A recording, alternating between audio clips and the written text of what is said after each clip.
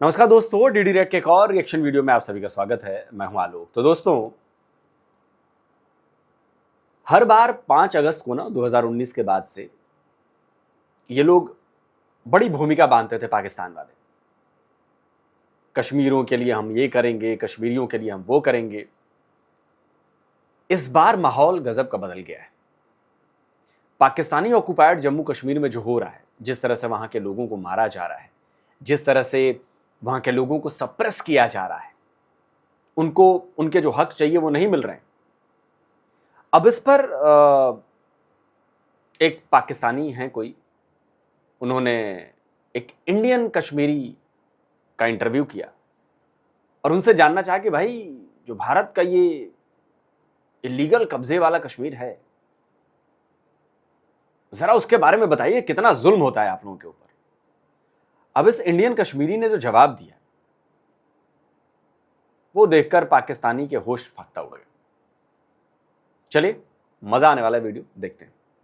मुझे आप ठीक 5-10 मिनट का वक्त दें और ये मेरी एक भी बात एडिट नहीं होनी चाहिए, ना कटनी चाहिए। ठीक, ये आपसे मैं वादा लूंगा। डन हो गया। 2 ट्राइब्स को मिलेंगे। मजे की बात बताता हूँ। हम ट्राइब जो है, आपको पता है, ढोक में जाते हैं। जब बहार आती है तो मौसम बहार में हम अपनी भैंसें या अपने माल मवेशी को लेके पहाड़ों में जाते हैं। वहां पे हमें गवर्नमेंट सीजनल टीचर प्रोवाइड करती है। 6 महीने टीचर भी जाएगा, साथ में गवर्नमेंट का एम्प्लॉय होगा, वो बच्चों को पढ़ाएगा वहां पे। उसके बाद वेटनरी सर्जन जाएगा साथ में। अगर कोई भी भेड़, बकरी या भैंस को कोई भी बीमारी लगती है तो वहां पे दवाई सब कुछ प्रोवाइड की जाएगी। ढोक पूरे पहाड़ पे। बच्चा पैदा करने पे भी पैसे मिलते हैं जी, 7,000 रुपया मिलता है गवर्नमेंट की तरफ से। तो आपके यहाँ जो है वो किसी को थाने जाना हो तो जो FIR करवाते हैं, फर्स्ट इंफॉर्मेशन रिपोर्ट, रिश्वत लेते हैं ना वहां पे भी? नहीं, ऐसा तो नहीं है। यहाँ ऑनलाइन FIR होती है। अच्छा, ऑनलाइन FIR होती है। यहाँ कागज का सिस्टम खत्म हो चुका है। तो आपकी कोई भैंस और बकरी भी चोरी हो जाए तो उसके ऊपर भी पुलिस आती है? बिल्कुल, पुलिस आएगी और ढूंढेगी। तो अदालत में केस चला जाए तो अगर कोई वडेरा है, आप कमजोर हैं, तो क्या अदालतें इंसाफ करती हैं वहां की? इस अदालत में वडेरा नहीं चलता। यहाँ सिर्फ कानून और कॉन्स्टिट्यूशन की बालादस्ती चलती है। यहाँ वडेरा का सिस्टम ही नहीं। कौन वडेरा, कैसा वडेरा, किधर का वडेरा, ये नहीं जानते। यहाँ सब वडेरे हैं, सब शहरी हैं, बाइज्जत शहरी। ये आप वाकई ये किसी पेरिस की और बर्तानिया की बात कर रहे हैं या मकबूजा कश्मीर की बात कर रहे हैं? कश्मीर इंडिया की बात कर रहा हूँ मैं, जम्मू कश्मीर इंडिया। अभी पेरिस की बात नहीं करेंगे, अभी मैं जहाँ बैठा हूँ। ये जो राइट्स आपको मिले हुए हैं, ये जो सहूलतें आपको मिली हुई हैं, ये आपने एहतजाज करके, सीने पे गोली खा के, छीन के ली हैं या दी गई हैं? नहीं, अल्हम्दुलिल्लाह ये हमारे पास है। ओके। 75 साल का ये मैं रिकॉर्ड आपको रख रहा हूँ आपके सामने। उसके बाद पूरी स्टेट में 5G है। इब्रार कुरैशी साहब, जिस तरह आप यूके में बैठ के कैशलेस सिस्टम चलाते हो, मैंने पिछले 6 महीने से मैं ATM नहीं गया, ना मेरे पास कैश है। याद रखा जाए, आप हमें ना बच्चा बोल सकते हैं, ना नवासा बोल सकते हैं। अब ये पाकिस्तानी कहेंगे कि प्रोपेगेंडा है जी, ये बिका हुआ कश्मीरी है जी, ये इंडियन एजेंट है जी। लेकिन देखो, तुम्हारे ये सब कहने से ना ग्राउंड पर रियलिटी नहीं बदलने वाली। ग्राउंड पर रियलिटी यही है। मैं हमेशा कहता हूं कि जम्मू कश्मीर के सैकड़ों यूट्यूबर्स हैं जो फ्रीली अपना काम कर रहे हैं। आप उनको जाकर फॉलो करें, आपको नजर आएगा कि वहां पर क्या हो रहा है। हाँ, मैं इस बात से इनकार नहीं कर रहा कि अभी भी वहां पे कुछ लोग ऐसे हैं, एक छोटा सा वर्ग ऐसा है जो पाकिस्तान को पसंद करते हैं, क्योंकि पाकिस्तान से फंडिंग होती है, उनकी मजबूरी है। वो मना नहीं कर सकते पाकिस्तान को। मना करेंगे तो जान से जाएंगे। लेकिन मेजॉरिटी ऑफ जो कश्मीर है ना, अब वो बदलने लगा है। हाँ, कट्टरपंथी अभी भी हैं वहां पर, उनको सपोर्ट करने वाले भी हैं वहां पर, बिल्कुल इस बात से मना नहीं है। लेकिन जो संख्या आज से 40 साल 50 साल पहले हुआ करती थी, अब वो संख्या नहीं है। अब वो संख्या नहीं है। और इस बीच भारत ने जो डेवलपमेंट के काम किए हैं वो बहुत जबरदस्त है। और मैं तो कहता हूं कि पाकिस्तानी ऑक्युपाइड जम्मू कश्मीर के लोगों को, कि तुम्हारे रिश्तेदार रहते होंगे हमारे जम्मू कश्मीर में, उनको फोन करके कुरान पर हाथ रखकर उनसे पूछवाओ कि क्या तुम्हें 5G मिलता है, क्या तुम्हें सेफ्टी सिक्योरिटी मिलती है? क्या तुम्हें अनाज पानी की दिक्कत तो नहीं है? क्या तुम्हें मस्जिद जाने दिया जाता है? क्या तुम्हें नमाज नहीं पढ़ने दिया जाता? तुम्हारे साथ क्या क्या जुल्म होता है, जरा पूछो उनसे। ऐसा बोल सकते हैं ना, आपकी इतनी जुर्रत होनी चाहिए। हमारी रियासत के इतिहास को, हिस्ट्री को ना छेड़ा जाए, ये हम क्लियर कट कहते हैं। ये 5000 साल पुरानी हिस्ट्री है, इसको कल का बच्चा आके कोई बच्चा बोल दे तो वो बात गलत है। पाकिस्तान का जन्म भी नहीं हुआ था जब जम्मू कश्मीर था, अल्हम्दुलिल्लाह। ये सवालात आप उमर अब्दुल्ला, फारूक अब्दुल्ला से पूछें तो ज्यादा बेहतर है। मैं 1 करोड़ रुपया दूंगा, मेरे पास नहीं होगा कहीं से मांग के दे दूंगा। 1 करोड़ रुपया दूंगा अगर एक डंकी वाला आदमी मुझे ढूंढ के बताए पूरे यूरोप में, जम्मू कश्मीर इंडिया से, एक डंकी, एक केस बताए। तो मैं कभी आपके मेंढर में आऊं तो मुझे बकरे का गोश्त। देखिए, ये डंकी वाली बात पता है क्यों है? पाकिस्तान से लोग डंकी लगा के जाते हैं, वो इसलिए जाते हैं क्योंकि वो परेशान हो चुके हैं। पाकिस्तान में उनका रहना उनके लिए मुश्किल हो रहा है, उनकी जिंदगी खतरे में है, उनके बच्चे मारे जा रहे हैं, उनको कुछ मिल नहीं रहा है। ना खाना मिल रहा है, ना पानी मिल रहा है, ना रहने को घर मिल रहा है, ना सुविधाएं मिल रही हैं। जहन्नुम वाली जिंदगी वो लोग गुजार रहे हैं पाकिस्तान में, इसीलिए वो डंकी लगाकर ज्यादा भागते हैं। ये पॉइंट इसलिए इन्होंने बोला कि भाई अगर भारत के जम्मू कश्मीर में इतना ही जुल्म हो रहा होता, इतना ही रहना यहाँ पे मुश्किल होता, लाइफ इतनी ही मुश्किल होती, रिलीजियस फ्रीडम नहीं होती, तो यहाँ के लोग भी भाग रहे होते ना भाई। जहां पर ऐसी चीजें होती है वहां से लोग जान बचाकर भागते हैं ना, तो जम्मू कश्मीर के लोग भी जान बचाकर भागते तो डंकी वाला तो जरूर होता, वो नहीं। इसी से पाकिस्तान के झूठ का पर्दाफाश हो जाता है। का गोश्त खिलाएंगे ना इमरान भाई? आप आए, आपके लिए जान हाजिर है कसम से। घोड़ा लेके एयरपोर्ट आऊं एयरपोर्ट के हवाले से मैं बताता हूँ, 2 एयरपोर्ट है हमारे पास। ये आपकी सारी बातें सुन के तो मेरे पास तो अल्फाज कम पड़ गए, मैं क्या पूछूं आपसे। इस वक्त कश्मीर की सूरत हाल की तो हम बात कर रहे हैं, लेकिन बिल्कुल अल्फाज कम पड़ जाएंगे। अगर जो भी पाकिस्तानी है जो मुझे देख रहा है, मैं आपको एक सलाह देना चाहूंगा कि आप कश्मीर के बारे में जाकर जो आपके यहां बोला जा रहा है, आपकी मीडिया पर दिखाया जा रहा है, उस पर भरोसा मत करिए। एक बार न्यूट्रल गूगल पे, यूट्यूब पे सर्च करिए कश्मीर का लोग, बाकी भारत, इंडियन कश्मीर आप सर्च करिए।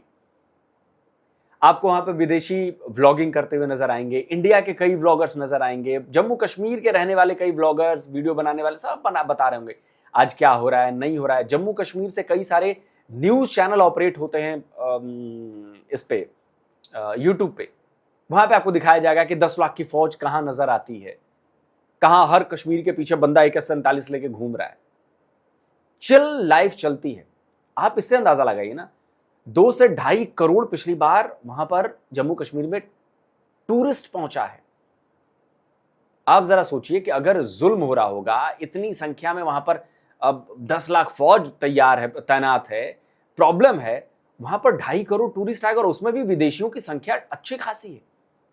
आप जाकर कंपेयर करें जरा पाकिस्तानी ऑक्युपाइड जम्मू कश्मीर से। लोकल आपके पाकिस्तान के टूरिस्ट जाते हैं, विदेशी नाम मात्र को, और जो जम्मू कश्मीर, पाकिस्तानी ऑक्युपाइड जम्मू कश्मीर में हो रहा है वो तो सारी दुनिया देख रही है ना। और मैं चैलेंज करता हूं कि पाकिस्तान का कोई बंदा कंपेयर करके बताए कि भारत का जम्मू कश्मीर पाकिस्तान के जम्मू कश्मीर से ज्यादा बुरी हालत में है, वहां पर भारत के जम्मू कश्मीर में ज्यादा जुल्म हो रहा है, नमाज नहीं पढ़ने दिया जी, मुसलमानों को मारा जा रहा है, ये बस साबित कर दो। कर रहे हैं। लेकिन वहाँ पर मीडिया कवरेज की अगर हम बात करें तो वहाँ पर BBC और अल जज़ीरा दोनों ने कवरेज किए। वैसे BBC तो पहले भी कवर करता रहा, और इस्लामाबाद से जो कमाल हैदर साहब है, स्क्रीन पे आप उनकी पिक्चर देख रहे हैं, बड़े सीनियर कॉरेस्पॉन्डेंट है, खैबर पख्तूनख्वा मर्दान से बिलोंग करते हैं और बड़े तगड़े जर्नलिस्ट हैं। तो उनकी रिपोर्टिंग हम देखते रहते हैं, ऐसा नहीं कि वो नहीं रिपोर्ट कर रहे हैं। जो शहजाद मलिक साहब है मुजफ्फराबाद से, उन्होंने मीरपुर इलेक्शन को भी कवर किया था और बाद में भी किया। लेकिन अभी एक चीज़ मेरी नज़र से गुजरी है, एक आर्टिकल लिखा गया है अल जज़ीरा BBC वर्ल्ड में, तो उसको भी जिसे कहते हैं कि अगर हम बात करें उस हवाले से, तो उस पे BBC कहता है कि BBC पहला वो है, कैरोलाइन डावस ने ये स्टोरी की है, और वो कह रहे हैं कि मतलब हम पहला मीडिया आउटलेट है इन द वर्ल्ड कि हम जिसे कहते हैं कि रावलाकोट पहुंचे हैं और इन्होंने वहां पर जो लोग जख्मी हैं या जिनकी डेथ्स हुई हैं उनको इन्होंने रिपोर्ट किया है। ये भी बड़ी इंपॉर्टेंट स्टोरी है, नो डाउट अबाउट दैट। और ये कैरोलाइन डेविस की जो स्टोरी है ये भी 3 अगस्त को पब्लिश हुई है और यकीनी तौर पर संडे को इन्होंने इस स्टोरी को फाइल किया होगा। और इसके साथ साथ जो बात हम कर रहे हैं अल जजीरा नेटवर्क की, ताल्लुक इनका है अल जजीरा का कतर से और दुनिया भर में रिपोर्ट करता है, लेकिन जब हमारे हक में रिपोर्ट करता है तो फिर हमें बहुत अच्छा लगता है, लेकिन अगर कोई चीज़ हमारी मिजाज के खिलाफ कर रहा होता है तो हमें फिर बहुत बुरा लगता है।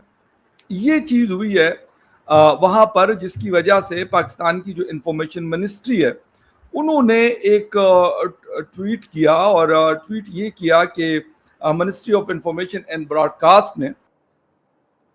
चलिए दोस्तों, वीडियो खत्म हो गया और पाकिस्तान क्या कर रहा है मीडिया के साथ ये हम सबसे छुपा नहीं है। अब तो विदेशी मीडिया ने ये दिखाना शुरू कर दिया है कि भैया बैन लगाया जा रहा है, हमें नहीं जाने दिया जा रहा। और दूसरी बात, एक वीडियो बड़ा वायरल हो रहा है, उसमें एक जर्नलिस्ट है जो मोबाइल से वीडियो बना रहा है और उस वीडियो में कैद हो जाता है जहां पर पाकिस्तानी फौज ना कुछ लोगों को मार रही है, तो वहां पर मोबाइल से एक वीडियो बना रहे हैं और वो बीबीसी के हैं। वहां पर लोगों को मारा जा रहा है, कैमरे में किलिंग्स कैद हुई हैं, लेकिन वो वीडियो चला नहीं। और लोगों ने वहां पर पूछा कि भैया कहां से हो, तो बताता है कि बीबीसी का हूं। लगाओ भाई, क्लिप लगाओ। ये आपको हकीकत से आगाह नहीं करते। ये देखें, वो सामने लड़के को गोली लगी है और ये आप वीडियो अपलोड नहीं करेंगे। वो सामने बुजुर्गों को गोली लग रही है। ये मीडिया वाले हैं ये अब इंशाल्लाह ये अपलोड करेंगे, उम्मीद है करेंगे आप। हाँ, ये हम देखेंगे इंशाल्लाह। हम आए तो यहाँ काम करने के लिए ना। नहीं, आप कौन से चैनल से? नहीं बताएं ना आप, हम पूछ सकते हैं ना आपसे भी। आपने हकीकत देखी, आप बताएं हकीकत है नहीं है। बीबीसी से आप ये इंशाल्लाह आप रिपोर्ट करेंगे। तो ऐसा नहीं है कि घालमेल नहीं हो रहा है, घालमेल बहुत हो रहा है। और क्या पता कौन किसको ब्लैकमेल कर रहा हो, लेकिन इस वक्त पाकिस्तान ने इंटरनेशनल मीडिया पर बैन लगा दिया है। कुल मिलाकर कहने का मेरा मतलब यह है कि दुनिया को धीरे धीरे अब यह पता चल रहा है कि जुल्म किस कश्मीर में हो रहा है, डेवलपमेंट कौन से वाले कश्मीर में हो रही है, कहां के लोग ज्यादा खुश हैं, कहां के लोग हक मारा जा रहा है तो वो अपनी जान तक देने के लिए तैयार है। और ये क्लियरली विजिबल है। पाकिस्तानी ऑक्युपाइड जम्मू कश्मीर में उनका कोई हक नहीं दिया जा रहा। न उनके पास रोड्स अच्छी हैं, ना 5G का नेटवर्क, 5G छोड़ो 4G का नेटवर्क ही चला दो यार। इंटरनेट ठीक से काम नहीं करता, एयरपोर्ट नहीं है, रेलवे नहीं है, टूरिज्म नहीं है, इंडस्ट्रीज नहीं है, कॉलेजेस नहीं है, स्कूल नहीं है, यूनिवर्सिटीज नहीं है, ढंग के अस्पताल नहीं है। कह दो कि ये जम्मू कश्मीर में भी नहीं है। जम्मू कश्मीर के लोग भी ये बहुत अच्छी तरह से जानते हैं और वो शुक्र मना रहे होंगे कि हम उधर नहीं गए, हमारे ऊपर उनका कब्जा नहीं है, वरना वही हाल होती जो इनके रिश्तेदारों का हो रहा है पाकिस्तानी ऑक्युपाइड जम्मू कश्मीर में। खून के आंसू रो रहे हैं पाकिस्तानी ऑक्युपाइड जम्मू कश्मीर वाले। वहां की बच्चियां, छोटी छोटी बच्चियां, छोटे छोटे बच्चे, कुछ नए आए हैं वीडियोस, मैं सुनाता हूं क्या बोल रहे हैं पाकिस्तानी आर्मी के बारे में। लगाइए भाई। मेरा नाम मुंतहा नूर है और मेरा तल्लक दिरेक से है। अपने हुक्मरानों से ये कहना चाहती हूँ कि आप लोग क्या समझते हैं, हम कोई छोटे बच्चे हैं, हमें समझ नहीं आता। आप हमारे लिटरेसी रेट को दिन ब दिन गिराना चाहते हैं। आपने उसामा भाई को शहीद किया जो एक PhD स्कॉलर थे। आपको पता था कि अगर ऐसे बादशाह तलबा आगे आके पॉलिटिशियन में हिस्सा लेंगे तो आपसे आपकी आदाइशें छीन ली जाएंगी, आपसे आपकी कुर्सी छीन ली जाएगी। इसी वजह से आप हमारे लिटरेसी रेट को गिराना चाहते हैं। आपने हमारे स्कूल, कॉलेजेस, यूनिवर्सिटीज सब बंद की हुई हैं। यूनिवर्सिटी के वो बच्चे जो स्कॉलरशिप को पढ़ते थे, आपने उनकी स्कॉलरशिप्स रोकी हुई हैं। आप क्या समझते हैं कि यहाँ का माहौल पाकिस्तान के माहौल का जैसा है? नहीं, यहाँ के बच्चे अपनी मेहनत पे पढ़ाई करते हैं, ना कि आपके बच्चों की तरह पैसे लेकर सेल्फ पे डॉक्टर बन जाते हैं। मैं इनसे अपील करना चाहती हूँ कि प्लीज हमारे मुज़ाकरात को मंजूर करें, वरना ये अवाम आपको नहीं छोड़ेगी। आपने इसे अपना शहर माना था और कहा भी था, लेकिन आप इस पे अमल नहीं कर रहे। और शहर वो रग होती है जो कट जाए तो इंसान जिंदा नहीं रहता। जो हम लोग को दहशतगर्द कहते हैं, जो इन मासूम बच्चों को दहशतगर्द कहते हैं, वो खुद दहशतगर्द है। ये दहशतगर्द खुद है, उन्होंने दहशतगर्दी का काम किया, हमने कोई दहशतगर्दी का काम नहीं किया।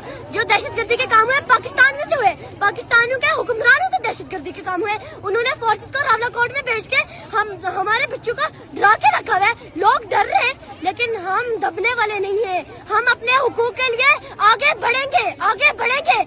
हम दबने वाले नहीं है। हम कश्मीरी अवाम है, हमें कोई डरा नहीं सकता। और ये जो बैठा हुआ ना पीछे फैसल राठौर, इसके लिए शर्म का मुकाम होना चाहिए। कहते हैं मुज़ाकरात करूंगा, तीसरे दिन हमले करवाता है। अरे इसको शर्म आनी चाहिए। वो किस लिए इतनी बड़ी सीट पे बैठा है, और ये कहते ना इलेक्शन आएंगे, एक दफा इस ग्राउंड में कदम रखे,